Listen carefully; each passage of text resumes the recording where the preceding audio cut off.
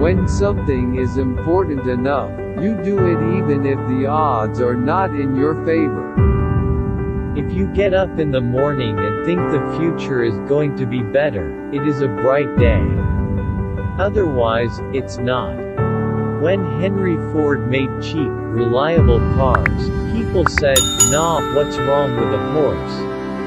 That was a huge bet he made, and it worked. Persistence is very important. You should not give up unless you are forced to give up. It's okay to have your eggs in one basket as long as you control what happens to that basket. If you go back a few hundred years, what we take for granted today would seem like magic, being able to talk to people over long distances, to transmit images, flying, accessing vast amounts of data like an oracle. These are all things that would have been considered magic a few hundred years ago. We're going to make it happen. As God is my bloody witness, I'm hell-bent on making it work. The first step is to establish that something is possible, then probability will occur. I think it is possible for ordinary people to choose to be extraordinary. Going from PayPal, I thought, well, what are some of the other problems that are likely to most affect the future of humanity?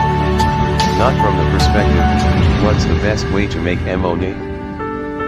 It is a mistake to hire huge numbers of people to get a complicated job done. Numbers will never compensate for talent in getting the right answer. Two people who don't know something or know better than one, will tend to slow down progress, and will make the task incredibly expensive. If you go back a few hundred years, what we take for granted today would seem like magic, being able to talk to people over long distances, to transmit images, flying, accessing vast amounts of data like an oracle. These are all things that would have been considered magic a few hundred years ago. My biggest mistake is probably weighing too much on someone's talent and not someone's personality. I think it matters whether someone has a good heart. When I was in college, I wanted to be involved in things that would change the world. Now I am. I think it's very important to have a feedback loop, where you're constantly thinking about what you've done and how you could be doing it better. I think that's the single best piece of advice, constantly think about how you could be doing things better and questioning yourself. I wouldn't say I have a lack of fear.